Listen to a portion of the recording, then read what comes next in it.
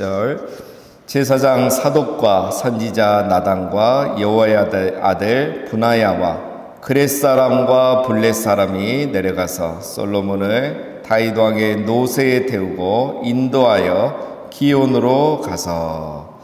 자, 오늘 앞부분 솔로몬의 즉위식은 어제 다윗 왕이 이렇게 하명한 대로 진행되고 있는 것을 이야기하고 있습니다. 드디어 이제 다윗이 하명한 대로 솔로몬 왕의 즉위식이 시작이 됩니다. 사독, 나단, 분하냐는 어제 이미 언급이 됐었죠. 근데 오늘 보면 그렛 사람과 블렛 사람이 추가가 되었습니다. 이 사람들은 아마도 다윗의 시대이자 분하냐의 부하들이고 그렇게 봅니다. 다윗이 압살롬에게서 도망하고 있을 때 이들이 다윗을 호위하는 등 이렇게 다윗에게 굉장히 충성됐던 그런 사람들입니다. 자, 이제 이들과 또 그렛 사람, 블렛 사람들이 다윗이 명한 대로 이제 솔로몬을 다윗 왕의 노새에 태워서 기온샘으로 내려갑니다. 왜 노새를 태우는지, 왜 기온샘으로 가는지는 어제 우리가 다 살펴봤습니다. 자, 39절 제사장 사독이 성막 가운데서 기름 담은 뿔을 가져다가 솔로몬에게 기름을 부으니 이에 뿔나팔을 불고 모든 백성이 솔로몬 왕은 만세수를 하옵소서 하니라. 자, 드디어 이제 제사장 나단이 이제 성막 안에 있는, 장막 안에 있는 그 기름이 있다 그랬죠. 그 일곱 등대를 밝히는 기름 있죠. 이 기름을 가져다가 이제 솔로몬에게 기름을 붓습니다. 자, 기름 부어서 세우는 직분이 있죠. 왕과 제사장과 선지자. 자, 이렇게 기름을 부어서 왕으로 임명하는 것은 솔로몬은 다윗이 지명한 후계자이기 전에 하나님이 기름 부어 세우신 왕이다. 솔로몬은 하나님이 세우신 왕이다. 그런 중요한 의미가 있는 것입니다. 자, 그래서 이 기름 부음을 통해서 이제 솔로몬이 드디어 이스라엘의 왕이 된 겁니다. 자, 그리고 바로 이어서 뿔나팔을 불고 온 백성이 이제 환호를 하면서 이제 축제가 드디어 시작이 되고 잔치가 이제 시작이 되는 거죠. 자, 오늘 이렇게 간단합니다. 굉장히 불안한 상황들이 있었지만 솔로몬의 즉위식이 이렇게 간단하게 끝났습니다. 자, 이 솔로몬의 즉위식이 주는 의미와 중요성이 있죠. 중요한 것은 첫 번째는 다윗 왕조에 대한 하나님의 계획과 섭리가 성취됐다는 거죠. 하나님께서 다윗에게 약속하셨죠. 너의 왕위가 영원히 이어질 것이다. 그래서 예수 그리스도까지 오게 된 거잖아요. 자, 아도니아가 반역했고 다윗이 늙어서 결단력도 없고 집중력도 없어 굉장히 우리가 불안했었는데, 그러나 하나님의 계획과 섭리가 다 결국은 성취됐다는 겁니다. 자, 그리고 두 번째는 이렇게 하나님이 다윗의 언약을 지키심으로써 하나님의 신실하심이 증명된 거죠. 하나님은 신실하시다. 그의 백성에게 약속한 것을 그대로 다 지키시는 분이라는 겁니다. 자, 그 다음에 세 번째는 하나님의 이 계획은 우리 인간의 악과 나약함 속에서도 성취된다는 것을 보여줍니다. 우리 인간이 아무리 악하고 또 하나님의 계획을 방해하려는 악의 세력도 있다 할지라도, 또 다윗과 같이 이렇게 연약함이 있다 할지라도 하나님은 그 모든 것을 사용하셔서 결국은 하나님의 뜻을 이루어 가신다는 거예요. 오늘 우리의 삶도 마찬가지입니다. 우리의 삶 속에는 항상 인간의 연약함이 있죠. 내 자신의 연약함이 있습니다. 우리 안에 항상 악이 있습니다. 또 욕망이 있습니다. 각자의 이기심이 있고 또 각자의 악이 있습니다. 그러나 이것이 하나님의 계획을 방해하지 못함을 우리는 믿습니다. 왜냐하면 하나님은 이 모든 걸 사용하셔서 결국은 하나님의 계획을 이루어 가시기 때문인 것입니다. 다윗을 통해서 그렇게 하셨듯이 오늘 우리의 삶 속에서도 그렇게 역사하시고 우리 나라 가운데서도 하나님은 그렇게 역사하실 줄 우리는 믿습니다. 40절 모든 백성이 그를 따라 올라와서 피리를 불며 크게 즐거워함으로 땅이 그들의 소리를 말미암아 갈라질 듯하니. 자, 이렇게 즉위식이 마치고 이제 모든 백성들이 축하하는 이 소리에 온 땅이 갈라질 듯 했다. 그러면 성경이 생각보다 과장법이 많습니다. 이 성경은 하나의 역사책이면서 또 문학적인 기술이 들어가기 때문에 과장법이 항상 들어갑니다.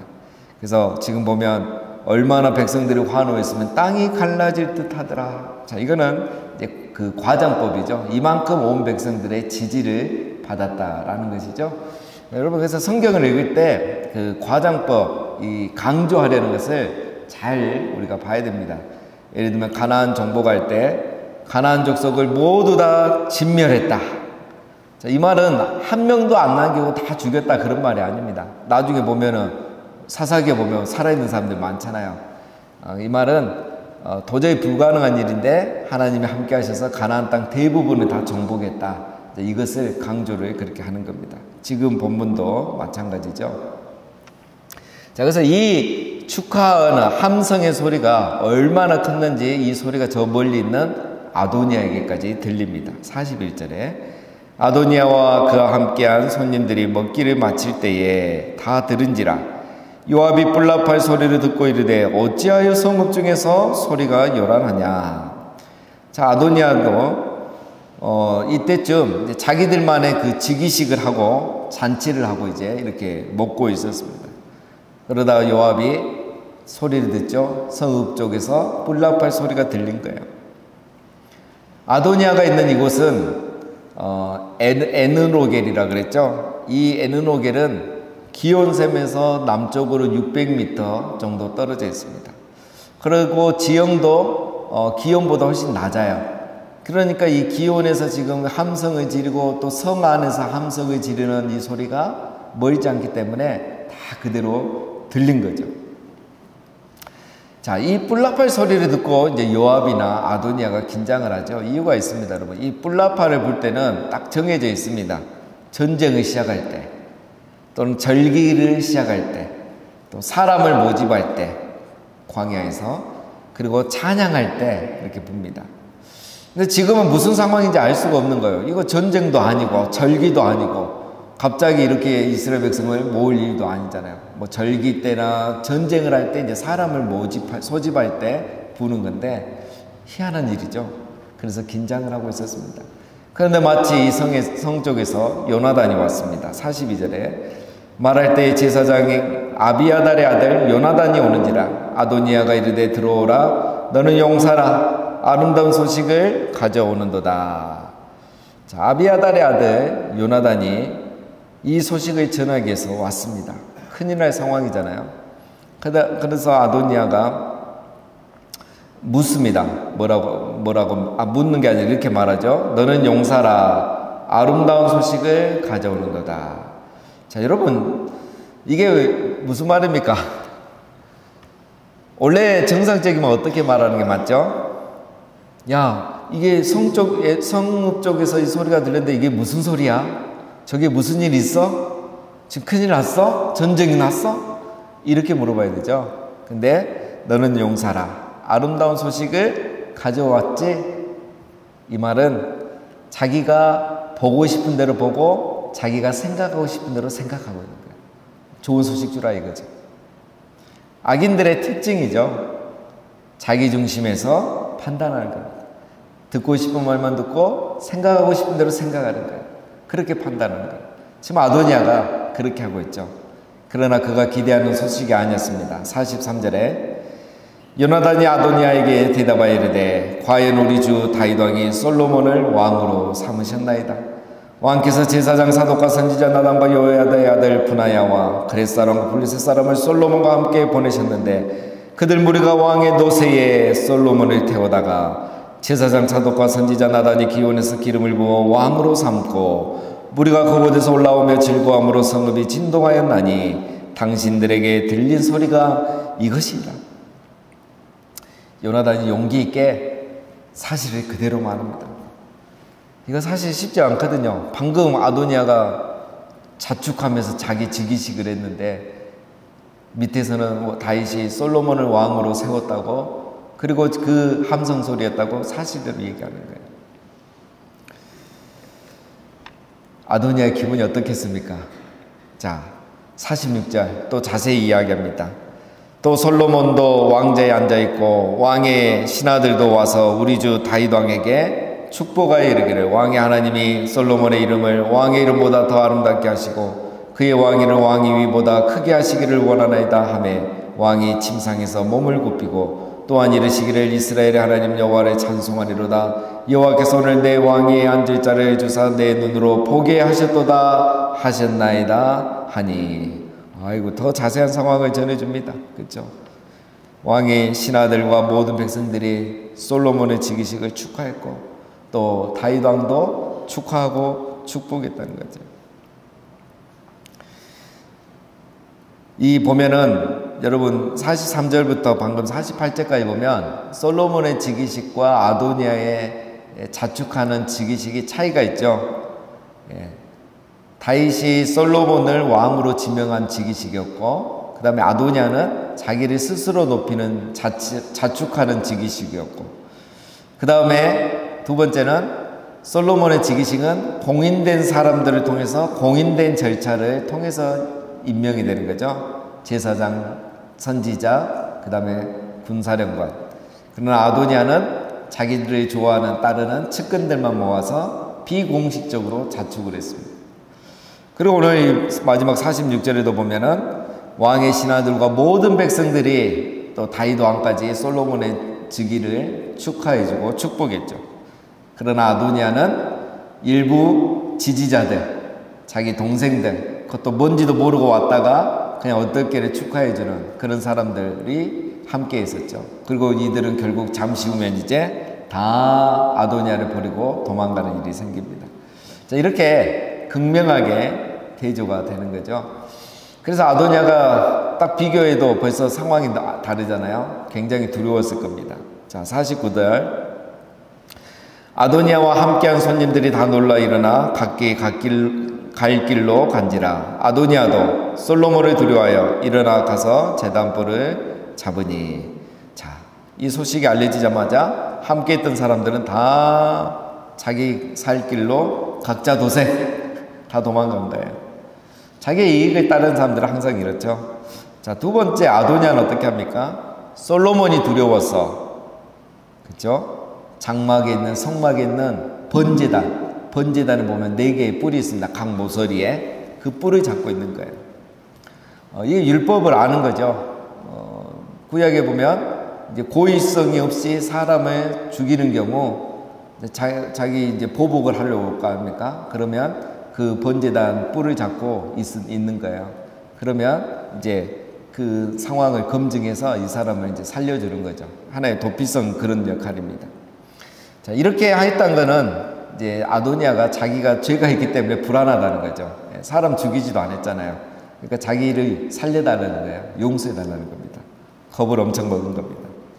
자, 51절. 어떤 사람이 솔로몬에게 말하여 이르되 아도니아가 솔로몬 왕을 두려워하여 지금 제단불을 잡고 말하기를 솔로몬 왕이 오늘 칼로 자기 종을 죽이지 않겠다고 내게 맹세하기를 원한다 하나이다.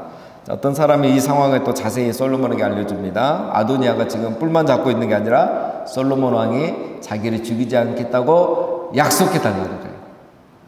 그런 말 할 때까지 자기는 이걸 잡고 있겠다는 거죠. 그러면 이제 솔로몬도 하나님을 경외하는 사람이죠. 율법을 어기면서까지 이렇게 죽이지는 않겠다는 걸 계산한 거죠. 52절. 솔로몬이 이르되 그가 만일 선한 사람일진데 그의 머리털 하나도 땅에 떨어지지 아니하려니와 그에게 악한 것이 보이면 죽으리라 하고 그 사람을 보내어 그를 제단에서 이끌어내리니 그가 와서 솔로몬과 함께 절하매 솔로몬이 이르기를 내 집으로 가라 하였더라. 자, 솔로몬이 약속을 해줍니다. 그가 원하는 대로 해주죠. 단 조건부 사면이죠. 선하게 살면 죽을 일이 없을 것이나 그러나 악하게 살면 즉 또 한 번 이런 엉뚱한 생각을 하고 왕위를 넘보면 너는 죽을 것이다. 예. 여러분 어떻게 됐을까요? 예. 아도니아는 이제 우리 지난 며칠 전에 살펴봤죠. 원래 악인이에요. 예. 가라지였죠. 그래서 변할 수가 없습니다. 2장에서 보면 또 반역을 꿈꾸다가 결국은 죽게 됩니다. 변화되지 않은 거죠. 자, 그러나 지금 솔로몬은 그를 이제 용서해 주었습니다. 자, 여러분 오늘 말씀을 통해서 우리가 두 가지를 기억하기를 원합니다. 첫 번째는 결국은 우리 하나님의 선하신 뜻이 이루어진다는 것입니다. 여러분 솔로몬이 스스로 왕이 되려고 하지 않았습니다. 그렇죠? 이걸 위해서 노력하지 않았어요. 그러나 하나님의 뜻이 거기에 있기 때문에 하나님이 솔로몬을 왕으로 세우신 겁니다. 여러분 우리는 하나님의 때를 기다릴 줄 알아야 됩니다. 솔로몬이 스스로 왕이 되려고 했다거나 또 먼저 적극적으로 나서서 자기가 먼저 나섰다면 문제가 커졌을 수도 있습니다. 지금은 솔로몬이 가만히 있었기 때문에 아도니아가 무시하고 쉽게 생각하고 이렇게 반역을 꿈꾸다가 완전히 한 방 먹은 거잖아요. 그러나 솔로몬에게 이런 낌새가 있었다면 이런 아도니아면은 아주 그 못된 짓을 사전에 했을 수도 있겠죠. 형님 아도니아는 절대 가만히 있지 않았을 겁니다. 그런데 결국은 그 자기 꾀에 빠져서 이렇게 실패하게 되죠. 여러분 결국은 하나님의 뜻이 이루어집니다. 우리가 악인과 싸워서 뭔가를 이루겠다는 것보다는 하나님의 때를 기다릴 줄 알아야 되고 결국은 하나님의 선하신 뜻대로 이루어진다는 것을 우리가 믿고 기다릴 줄 알아야 되겠습니다. 자, 두 번째는 오늘 솔로몬이 마지막으로 아도니아를 즉시 처형하지 않죠. 이거는 반역이죠. 이미 솔로몬이 후계자라는 것은 암시적으로 이미 다 알고 있는 사실입니다. 그럼에도 아도니아가 이런 반역을 꿈꾼 것은 굉장히 큰 죄죠. 그러나 솔로몬은 그에게 그에게 한 번 더 기회를 주고 용서를 합니다. 이게 바로 솔로몬의 온유함입니다. 정말 못된 죄를 지었고 바로 직결 처형에도 아무 문제가 없지만 그에게 회개의 기회를 주는 거죠. 회개의 기회를 주는 겁니다. 한 번 누구나 실수할 수 있기 때문에 그에게 회개의 기회를 주고 돌이키고 다시 좋은 관계로 또 나라를 세워가면 되는 것이니까요. 솔로몬은 그래서 그에게 온유함으로 대해주었던 것입니다. 이런 솔로몬을 하나님은 더 높여주시는 거죠. 그래서 솔로몬은 더 귀하게 쓰임받게 된 것입니다. 오늘 이 말씀을 기억하면서 우리도 우리 삶 속에 나를 향한 하나님의 뜻, 우리가 연약하고 또 우리 안에 여전히 악과 이기시, 욕망이 있지만 또 내 주변에 그런 사람이 있지만 또 시대나 상황이 그렇게 녹록하지는 않지만 그럼에도 불구하고 하나님이 이 모든 걸 사용하셔서 합력하여 선을 이루시고 하나님의 뜻을 이루어 가신다는 것을 믿으시고 또 그 하나님을 신뢰하시면서 동시에 그러나 우리가 관계 속에 이런 어려움이 있던 사람들 솔로몬이 아도니아에게 온유함으로 대했듯이 우리가 모든 사람을 온유함으로 대하고 사랑하고 또 용서하고 용납함으로 우리 하나님 앞에 귀하게 쓰임받는 우리 모두가 다 되시기를 주님의 이름으로 축원드립니다.